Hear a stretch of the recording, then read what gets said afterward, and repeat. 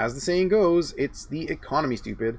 And like it or not, the economy is going to dictate how we end up responding to this coronavirus, because we simply cannot be in an economic shutdown for weeks and weeks at a time. So I wanted to have a bit of a different video than some of the mainstream media coverage, which is really focused on supply chains and what is going to be in the grocery store shelves, or even the payments, which are all obviously very important topics.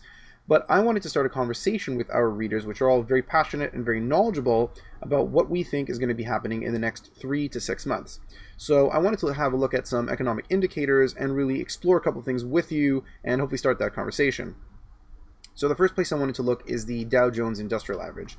And I'm sure you guys have read about the Trump gains, as they're calling them, and how they've almost all been wiped out.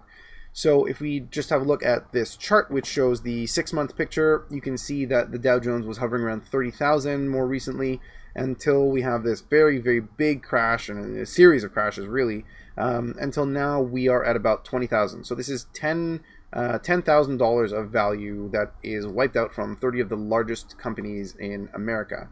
Now, I know that a lot of people have issue with, stock market averages, because a lot of the money is fictitious, or it is simply projections on what these companies are worth. It may not be, real hard assets as we, think of in other industries. But this is important because it reflects confidence in those industries, which, it's all the way from Johnson & Johnson to Verizon. So very, very different companies. And the drop represents sort of a lack of confidence in where we are as an economy. Flipping to the TSX, we have a similar drop. Again, it's about 30% similar to the Dow. So we're starting at about 18 more recently, pretty decent gains in the past couple of months, until we have, again, a series of drops, and now we're hovering at about 12, just under 12, 11,700. So this is a drop of 33%, and this is a serious, serious hit. This also ties into our GDP, the gross domestic product of this country. So we are at about $1.63 trillion. This is 2017 numbers. For some reason, Google decided to compare us to India and Mexico as the closer economies. India is quite a different story, but yeah, Mexico, sure, why not? And so the stock market is obviously going to have a huge hit on the GDP, which again is reflective of not only consumer confidence, but on actual numbers now, because the GDP, again, is capturing what is produced, bought and sold in this country. And if the economy is shut down, people are not going to work, people are not buying, people are not selling, money's not exchanging hands, this number is going to take a serious hit, which is going to have other ramifications on the economy. So another look at some of the things that are closed, which again, economic hits. Obviously, all the major sports, aside from being home and having nothing to watch, but all the major sports, think about the revenue that's generated at these games, the supply chains and the suppliers, and, just going to a game. Imagine everything that is costing money, all the money exchanging hands to keep those games going, that's suddenly just sitting there. There's, tons and tons of conferences and big events. This is not to mention the tourism and all these type of things that are taking huge economic hits. There's other things, as my colleague Anthony Fury has covered very well. So there's the illegal border crossers. So apparently that's not stopping, even though cross-border tourism is now stopping. This is still going to have an economic cost, especially if some of these people are having the virus and passing it on. So, what are we going to do about that, and how is this going to affect us?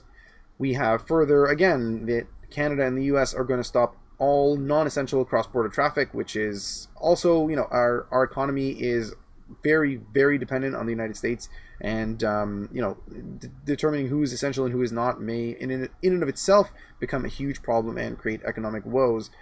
Again, 65% of Canadians are worried about their income, worried about their savings. To be honest, I'm kind of wondering who these other 35% are. I know, I myself, I'm concerned about what we're going to do and what's going to be happening in the next 3 to 6 months, where's the economy going to be, and that's a serious concern of mine. And so I really wanted to keep the focus, because a lot of these economic impacts are really something that's going to affect you down the road. And so an example I think that we can give is the tourism industry, because that is, I think, going to be one of the most hardest hit industries out there. And so if you can imagine a city or a region in which most of their economy is either, it's seasonal tourism or just general tourism, because flights are canceled, then let's just say tourism is going to be in the summer, and so everyone now is canceling their trips because we're coming up to the summer, and flights from Europe are closed. People are not moving in and out, and so those industries are already expecting a huge hit. All the employees that work there, they're not going to be able to collect that salary. They're not going to be able to collect for a server. They're not going to be able to get those tips that they may depend on. Further, if everything opens back up, where are these tourists coming from? Are these tourists coming from areas which have also been hard hit by the virus? Are they going to be able to continue? I know that some countries have a total and complete lockdown, or nearing a total and complete lockdown, which means nobody in or out, which means their economy is almost completely shut down. Again, that can't go on forever. I mean, you can expect a month, 2 months, until people really start buckling. Unless the government is going to start shelling out, literally billions and billions of dollars, then something's going to have to be done. Now, on the home front, again, we have a great report here. Let me just pick it up. We have a great report here by Candace and Andrew talking about what the government has pledged to do in Canada. And, these are some very costly steps, but I think a lot of them are very necessary steps because, again, there's 3% or so of people that the mortality rate is pegging. And to touch on that quickly, it's a bit skewed because it tends to skew older, so we have a 3.8% average, but it's not as high for younger people and much higher for older people or people with comorbidities, so another underlying issue that is simply, they're getting the virus, and it's exacerbating that other issue, and that's why they die. But while 3.8%, even 4%, 5% of people might be seriously affected or even die from the virus, 100% of Canadians are going to be affected by what goes on the economy. So this is a very serious thing, and I'm encouraging people out there to have that conversation. Let's talk about how we're going to pick up the pieces, because we can't just sit at home. We're not just going to be, we're not going to be basement dwellers for the next 6 months, a year, 2 years, and life has to go on. So I would encourage you, throw some comments down below. Let's have that conversation. I want to get back to you all and see what we think and how we can maybe help this country move along. I know that now is the time. A lot of people in BC, for example, very interested in getting some of those pipelines built. What is something that we can put pressure on the government on? What is something that we can help illuminate to outline that we can help this economy move forward? It's very critical, and I encourage you all to start that conversation with me. And, in that spirit, True North is one of the organizations that's committed to telling the other side of the story and having conversations that you may not see in other news outlets or especially in the mainstream media.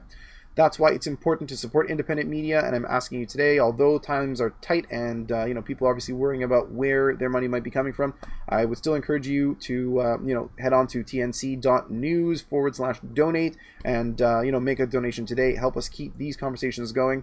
Let's have a great conversation. Let's everybody stay safe, be healthy, and let's prepare for what's going to happen in the future. I know Canada can come out strong. I know we can work together, and God bless us all, and let's stay safe and let's be well.